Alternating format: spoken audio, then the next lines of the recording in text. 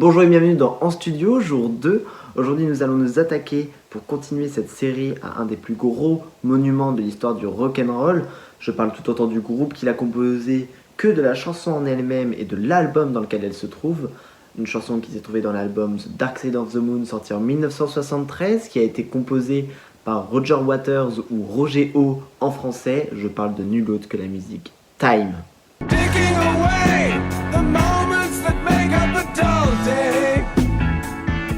Avant qu'on ne commence, j'aimerais juste soulever un point. J'ai mis un vinyle de Noël juste ici, histoire de faire un petit peu plus festive, un peu plus l'esprit de Noël, parce que je me dis que quand même, voilà, jusqu'à maintenant on sentait pas trop ça, mais on sent que là les fêtes approchent, donc je vais essayer à chaque fois de vous trouver des éléments pour qu'à la fin on sente que c'est vraiment un programme de Noël et pas juste une série de vidéos à suivre sur 24 jours quoi.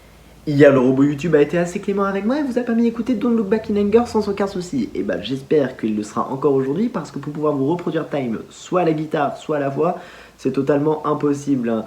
C'est une musique tellement puissante qu'on dirait d'un opéra, sans pour autant avoir un orchestre qui va le jouer. C'est seulement quelques instruments qui vont faire cette magie. Et tout ça, on le découvre aujourd'hui dans cet épisode de En Studio. Parce que le 4 février 1974, lorsque l'on découvre cette chanson soit à la radio, soit en achetant un vinyle, je pense que le monde entier ne pouvait être que surpris par rapport à son introduction. Puisque Time veut dire temps, LV anglais tu connais, et bien cette chanson commence tout simplement avec des sonneries et des cloches en tout genre. D'ailleurs là-dedans se cache le son de Big Ben, et tous ces sons vont ensuite être suivis de la basse et de la guitare puissante qui vont transcender cette chanson et introduire un des plus grands tubes de tous les temps. C'est vrai que lorsqu'on découvre cette chanson pour la première fois, on peut être pour le moins surpris de toute cette sonorité plutôt agressive, je dirais, ou du moins qui manque de douceur. Et pour autant, il y a une véritable explication derrière cet instrumental qui introduit cette chanson. Lorsque le groupe commence à faire son travail dans les studios de Abbey Road, les ingénieurs son testent les possibilités du studio au niveau sonorité pour pouvoir aller au plus loin. Donc ils vont faire un peu ces essais avec tous ces sons de cloches qui sonnent ensemble, sans pour autant se dire qu'un jour ça finirait dans l'un des plus grands tubes. On peut dire qu'on fait pas tous le travail de la même manière. Je pense que c'est le test dans l'histoire de la musique et même le test dans l'histoire tout court qui a rapporté le plus d'argent de tous les temps. Mais finalement, cette cacophonie va permettre au groupe d'avoir de la créativité et de pouvoir composer cette chanson que nous connaissons aujourd'hui. D'ailleurs, une légende urbaine voudrait dire que l'inspiration de ce riff de guitare si singulier, et en fait où les notes sont toutes séparées minutieusement les unes des autres, aurait été une idée de Syd Barrett. Enfin, une idée, plutôt une réflexion par rapport au jeu de Syd Barrett, un des anciens guitaristes des Pink Floyd. Puisqu'avant qu'il ne quitte le groupe en 1968, Syd Barrett était toujours défoncé au LSD et faisait des bad trips, ce qui faisait qu'il était souvent remplacé.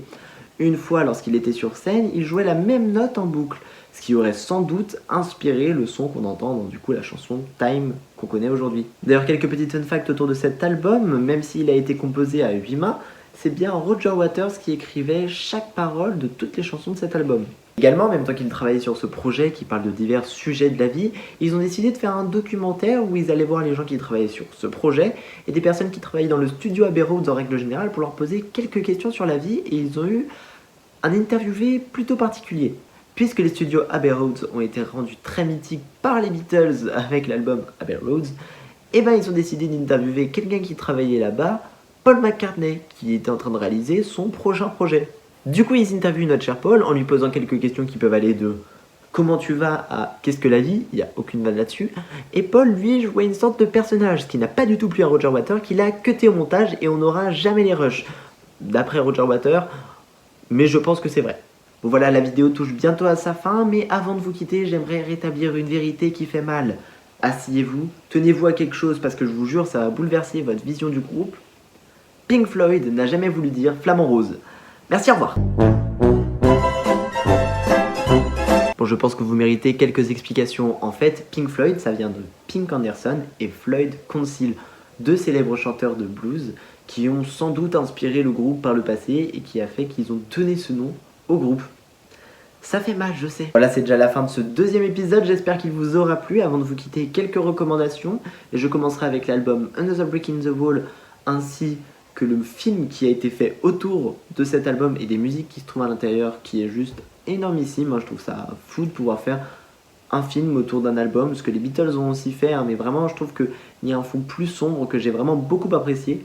Je vous conseillerais également The Great of the Sky de l'album Dark Side of the Moon qui est juste génial, ou encore ce somptueux album I Wish You Were Here qui est tout simplement une grosse claque avec très peu de sons mais qui sont très efficaces.